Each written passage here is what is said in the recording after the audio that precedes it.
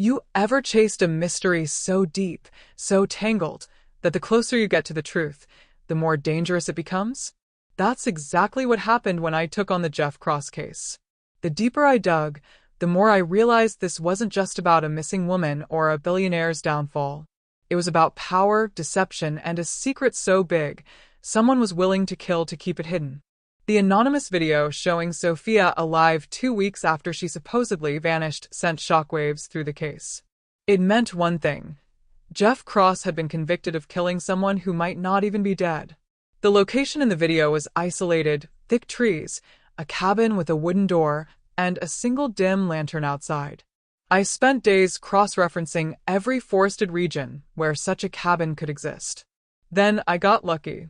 A retired forest ranger tipped me off about a secluded property matching the description in Northern California, an area notorious for its private retreats. I made the drive myself. Alone. No backup, no police. I had a gut feeling this was bigger than just a missing person. When I reached the cabin, the place looked abandoned. The door was unlocked.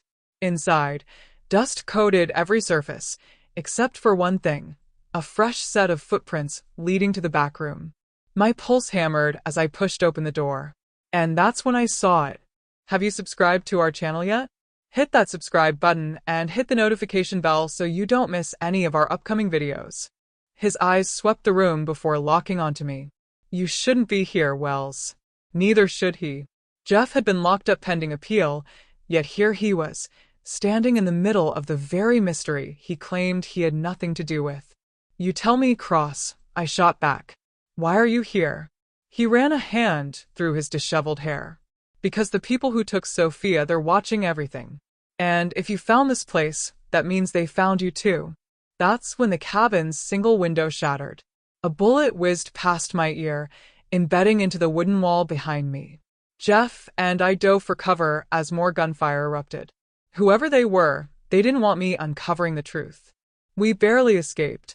Jeff led me through the woods to a black SUV hidden off the main road. We need to go now, he said, urgency dripping from every word. Once inside, he finally answered my questions. Sophia was never who she said she was, he admitted. She married me under a false identity. But it wasn't to scam me. It was to stay hidden. Hidden from who? I pressed. He exhaled. The Vanguard. My blood ran cold. That name again. Sophia was involved with them for years, but not just as a donor. She knew things, secrets about the world's most powerful people. The kind of secrets that could destroy governments, bring down billionaires. That's why they wanted her gone. And why they needed me to take the fall. It all clicked. Sophia wasn't just running from a bad marriage. She was running from a hidden war. And I had walked right into it. That night, I checked into a motel, exhausted, my mind reeling. If Jeff was telling the truth, it meant someone had orchestrated the entire case against him. As I sat on the bed, my phone vibrated. An unknown number. I answered. A shaky breath came through the line. Then a whisper. Nyla, stop digging. Or you'll end up like me. My entire body went rigid. It was Sophia. The phone call ended abruptly, leaving me sitting in that dingy motel room with my pulse pounding in my ears. Sophia's voice, alive, terrified, had just warned me to back off. But if there's one thing I've learned in this job, it's that warnings like that usually mean you're exactly where you need to be. I stared at my reflection in the motel mirror. Dark circles under my eyes, my short curly hair frizzing from adrenaline. I looked like someone who'd just stared into the abyss. And the abyss had stared back. Jeff Cross sat across from me, his designer suit rumpled, his billionaire polish replaced by raw desperation. They'll come for you now, he said, voice low. Just like they came for her. I tossed my phone onto the bed. Start talking. Who are the Vanguard? Jeff leaned forward, his hands clasped so tight his knuckles whitened. They're not just some witness protection group. They're a weapon. He pulled out a burner phone, swiped open a file, and slid it toward me. The screen showed a list of names, CEOs, politicians, even a Supreme Court justice, each with a red X next to them. Sophia didn't just help people disappear, Jeff said. She helped take down the ones who deserved it. The Vanguard leaks secrets, ruins lives, but only the worst of the worst. Pedophiles. Human traffickers. The kind of powerful monsters who never face consequences. I scrolled, recognizing a senator recently embroiled in a scandal. So Sophia was what? A vigilante. Jeff's laugh was hollow. She was their best hacker. Their queen. Until she found something even they wouldn't touch. The burner phone buzzed. An encrypted video loaded. Sophia again, but this time in a stark white room, her blonde hair dyed black, her hands shaking as she typed on a laptop. "If you're seeing this, I've failed," she whispered to the camera. The Vanguard's latest target isn't some corrupt politician. It's everyone. The screen split, showing blueprints for something called Project Pandora, a cyberweapon designed to expose every secret, from petty affairs to classified military ops.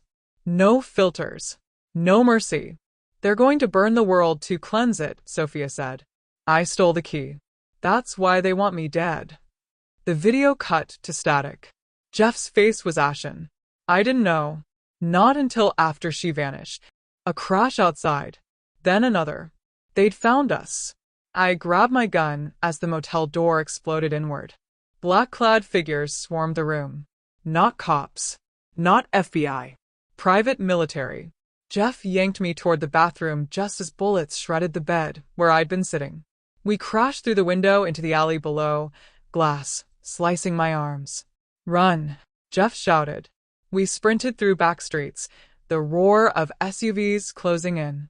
My mind raced. Sophia's alive. The Vanguard's gone rogue. And we're the only ones who know. 2 miles later, we collapsed inside an abandoned bookstore Jeff knew about. Dusty shelves loomed like silent witnesses as I bandaged my arm with torn fabric. "Sophia left clues," Jeff panted. "She wanted someone to piece this together." He pulled a silver key from his pocket, the kind used for safety deposit boxes. Her last gift. Hidden in our wedding album. I turned it over. Engraved on the back, First National, Box 217. Dawn was breaking as we got to the nearest mall to buy a change of clothes. You don't walk into a bank to access a safe deposit box looking like people that's something the cat dragged in. That would surely have raised eyebrows. Looking clean and fresh, we walked calmly to the bank, not betraying any concern. The safe deposit box held a single flash drive. Back in the bookstore, Jeff plugged in the flash drive in his tiny, limited edition, portable device. The video that loaded wasn't Sophia. It was Elena. Her face, identical to Sophia's except for a scar above her brow, filled the screen. If you're watching this, I'm dead. But here's the truth. Sophia and I were never twins. We were clones. My stomach dropped. Part of an experiment. The Vanguard's founders created us to be perfect operatives. But Sophia rebelled. She stole their list of donors, the powerful men who funded us. The screen flickered to a spreadsheet. At the top, Jeff's father's name. Jeff recoiled like he'd been struck. "No, that's not. Your family built this, Jeff," Elena said. "Now help her burn it down." Question for you. If you discovered everyone you loved was part of a lie, would you walk away or burn it all? The video ended, leaving us in stunned silence inside that abandoned bookstore. The glow of the laptop screen cast eerie shadows across Jeff's face as he processed Elena's revelation. Clones. Not sisters. Not twins. Experiments. I watched as Jeff's hands curled into fists, his usually composed billionaire facade cracking like thin ice. "My father funded this?" His voice was barely above a whisper. I snapped the laptop shut. "We need to move. They'll track the signal." We emerged into the pale morning light, the city just beginning to stir. Jeff led us through a maze of back alleys to a blacked-out SUV parked behind a dumpster. "Where are we going?" I asked as the engine roared to life. "Somewhere even the Vanguard can't touch us," Jeff said, his jaw set. As we sped through downtown, I studied the flash drive's contents on my phone. The files were a Pandora's box of horrors. Project Gemini. Details on Sophia and Elena's creation, complete with DNA sequencing reports. Donor list. 37 powerful names, including Jeff's father, a Supreme Court justice, and 3 tech CEOs. Termination orders, dated the week Sophia disappeared, signed by someone codenamed Overseer. But one file stood out, a single address in upstate New York, labeled Facility Alpha. 6 hours later, we stood in the shadow of a derelict psychiatric hospital, its broken windows like empty eye sockets. According to the files, this was where the Vanguard's special projects were born. Jeff kicked in a rusted side door. "Stay behind me." The interior was a time capsule of nightmares. Lab equipment covered in dust. Small beds with restraints. A wall of photographs. Dozens of young girls who all looked like Sophia. Jesus Christ, I breathed. Jeff picked up a faded notebook. His hands shook as he read aloud. Subject 7A, Sophia, shows unprecedented cognitive abilities. Recommend accelerated training for Phase 2. A sound from the hallway froze us both. Footsteps. The overseer. A man in a white coat stepped into the room, his face obscured by the shadows. "You shouldn't have come here, Mr. Cross." Jeff moved like lightning, pinning the man against the wall. "Where is she?" The doctor laughed, a wet, rattling sound. "You think this is just about your wife? She was never yours. She was always theirs." A gunshot rang out. The doctor slumped to the floor, a bullet hole between his eyes. We whirled around. There in the doorway stood Sophia. Her blonde hair was now jet black, her eyes hollow. A pistol smoked in her hand. "We have about 3 minutes before they bomb this place," she said flatly. "Move." We barely made it to the tree line before the facility exploded behind us, the fireball lighting up the night sky. In the chaos, I saw the moment Jeff truly looked at his wife, really looked at her. The way her hands trembled, the fresh scars on her wrists. "They were going to activate Pandora," Sophia whispered. I couldn't let that happen. Jeff reached for her, but she flinched away. "Don't." Her voice broke. "You don't know what I've done to stay alive." In the safety of a nearby hunting cabin, Sophia finally told us everything. Elena wasn't just her clone, she was her failsafe, programmed to take her place if she rebelled. The threatening letters were Elena's way of warning Sophia that the Vanguard was closing in. "But why fake your death?" I asked. Sophia's smile was bitter. "Because dead women can't testify." She pulled a second flash drive from her boot. "This has every dirty secret the Vanguard ever collected. Enough to bring them all down."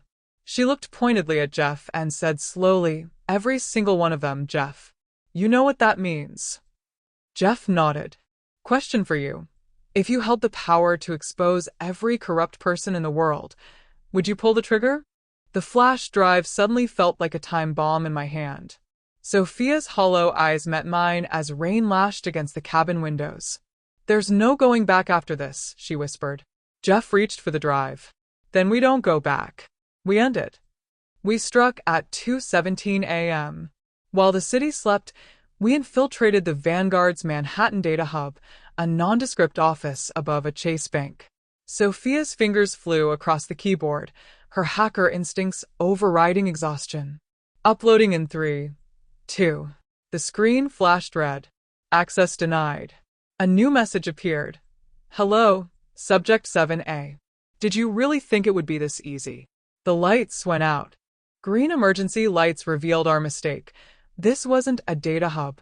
It was a trap. The elevator dinged.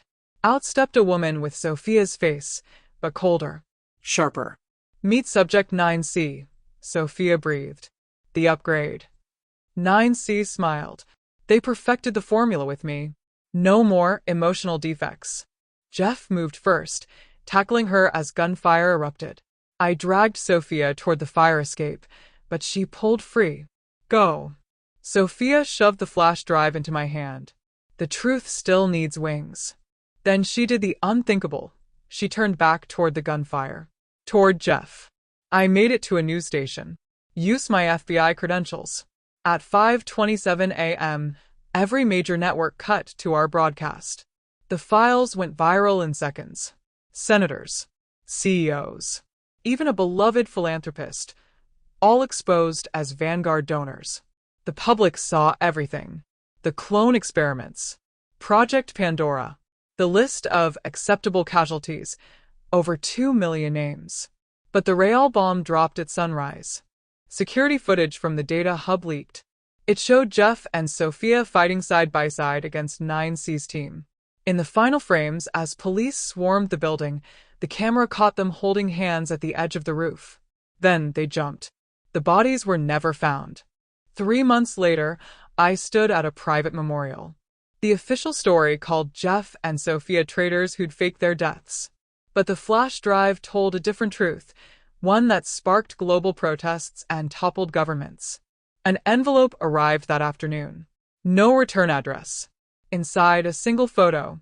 Jeff and Sophia on a beach somewhere, alive. The scribbled note read, "Dead people can't testify, but they can rebuild." I burned the photo. Some secrets deserve to stay buried. Evil thrives in silence. But courage? That's contagious. Jeff and Sophia could have run, could have hidden. Instead, they chose to burn their own lives down to light the way for others. That's not just heroism. That's love. Final question for you. If you got a second chance at an erased life, what would you do differently? Don't forget to like, comment, and subscribe so you don't miss any of our upcoming videos.